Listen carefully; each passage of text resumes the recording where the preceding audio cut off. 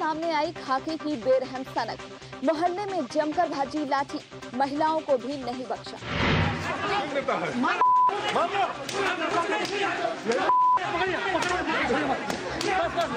तड़ातड़ लाठी चटकने लगी, देखा नहीं कहाँ पड़ रही है। आदमी तो छोड़िए, औरतों तक को नहीं बख्शा।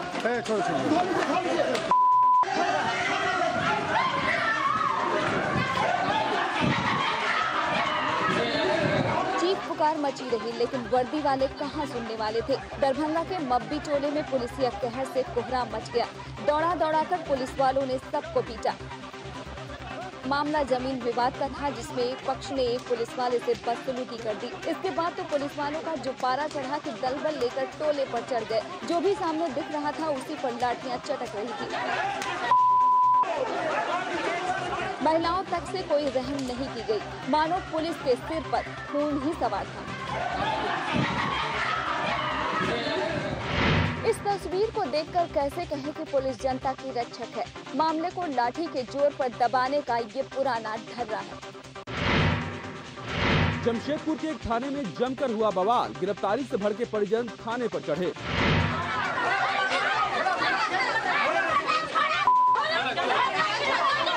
बहन का गुस्सा तो सातवें आसमान पर था। सामने जो भी पुलिस वाला दिखा उसी पर बेखौफ होकर हाथ छोड़ दिया। जमशेदपुर के सिद्धगोड़ा थाने में तो बवाल मच गया। पुलिस ने एक शख्स को किसी मामले में पकड़कर बंद का किया। सब परिजन और गांव के लोग थाने पर टूट पड़े। सबसे ज्यादा हंगामा तो आरोपी शख्स की बहन ने किया, जिससे पुलिस का भी पसीना छूट गया। अंदर से दरवाजे को बंद कर जोर लगाए थे, लेकिन लोग भी नहीं माने।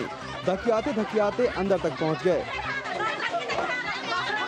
और हाजत में बंद आरोपी से मिल ही लिए।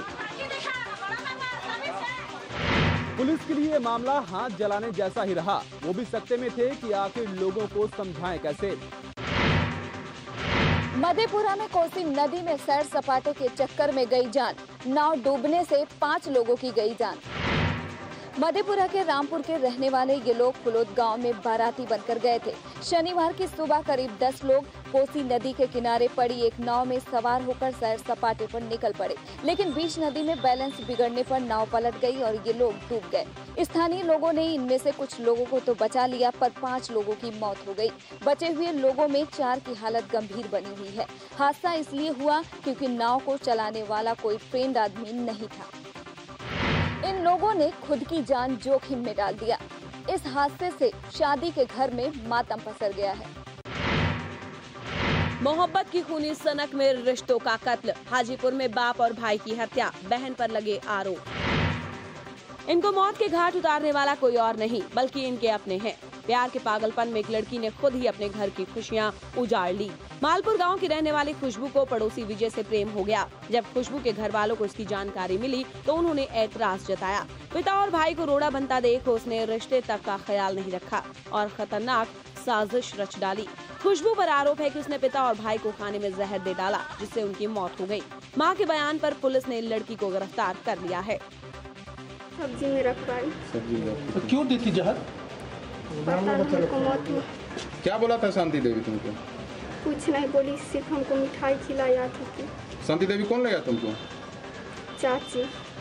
लड़की की नासमझी से एक परिवार तबाह हो गया। अब ना तो उसे प्यार मिला और ना ही परिवार। एक साथ 4 हत्याओं से दहला मधुबनी। जमीन के विवाद में एक ही परिवार के 4 लोगों की गिरी लाश। इस घर में मातम पसरा है। किसी के भी आंसू थमने के नाम नहीं ले रहे हैं। इस घर से 4 जनाजा एक साथ जो उठा है। गंगोली गांव के रहने वाले मोहम्मद अली 3 बेटों के साथ छत पर सोए हुए थे। गांव के ही मोहम्मद कलम पर आरोप है कि शुक्रवार की रात वो अपने गुर्गों के साथ आया और छत पर चढ़कर इन पर सोते समय ताबड़तोड़ फायरिंग कर दी। गोली लगने से मोहम्मद अली और उनके एक बेटे की तो मौके पर ही, जबकि 2 बेटों की DMCH में इलाज के दौरान मौत हो गई। इस वारदात के बाद गांव में तनाव का माहौल है। इसको जमीन के विवाद से जोड़कर देखा जा रहा है और पुलिस भी इसी एंगल से जांच कर रही है। बाहर के अपराधी आकर के की ऐसी कोई बात नहीं है। एक विशुद्ध गांव के अंदर की घटना है। आपसी रंजिश और आपसी ग्रामीण तनाव के कारण की घटना इन लोगों की हुई। जमीन के झगड़े को मिल बैठकर सुलझाया जा सकता था। खून खराबे से किसी को कुछ हासिल नहीं हुआ। बिहार में खूनी सनक ने ली कई जिंदगी। बेगूसराय में 3 का मर्डर, गोपालगंज में एक युवक की हत्या। बेगूसराय के 9 कोठी इलाके में हाहाकार मच गया। सड़क किनारे गड्ढे में युवक की लाश मिली। बताया गया कि युवक अपने ससुराल गया था और वहीं पर इसकी हत्या किए जाने की आशंका जताई गई। आरोप लगने के बाद ससुराल वाले फरार हैं। इधर बेगूसराय में वीरपुर इलाके में 2 लोगों का एक के बाद एक मर्डर कर दिया गया। बताया गया कि एक शख्स दूसरे को गोली मारकर भाग रहा था, तभी लोगों ने पकड़कर उसकी भी हत्या कर दी। दोनों ही हत्या और लूट के मामले में आरोपी बताए गए। वहीं गोपालगंज में एक युवक की पेड़ से लटकी लाश मिली। युवक के हाथ बंधे हैं, जिससे हत्या की आशंका जताई गई। कहीं रिश्तों का कत्ल तो कहीं बेखौफ अपराधियों का कहर। क्या किसी को कानून का डर नहीं रहा? हाजीपुर में युवक की हत्या के बाद मचा हंगामा। गुस्साए परिजनों ने सड़क जाम कर किया बवाल। पूरा परिवार बिलख पड़ा है। कहां युवक रात में एक शादी में शामिल होने गया था, कहां मारपीट होने लगी जिससे उसकी मौत हो गई। हत्या के बाद परिजनों का गुस्सा भड़का। सड़क पर आगजनी तो की ही, साथ ही लाश को सड़क पर रखकर जाम लगा दिया। लोग पुलिस के रवैये को लेकर नाराज थे। उनका आरोप है कि थाने से कुछ दूरी पर ही वारदात हुई, लेकिन इसके बावजूद पुलिस रात में नहीं पहुंची। परिजनों ने हत्यारों की जल्द गिरफ्तारी की मांग की है, लेकिन पुलिस के सुस्त रवैये से ऐसे आसार कमी है। रांची के बुंडू में चाचा भतीजे की गोली मारकर हत्या। गुस्साए गांव वालों ने हाईवे को किया जाम। गोपाल और अभिमन्यु मुंडा पास के गांव में भोज से लौट रहे थे। उसी दौरान हाईवे के पास घात लगाए बदमाशों ने हमला बोल दिया। दोनों की गोली लगने से मौके पर ही मौत हो गई। हत्या के विरोध में गांव वालों का गुस्सा फूटा।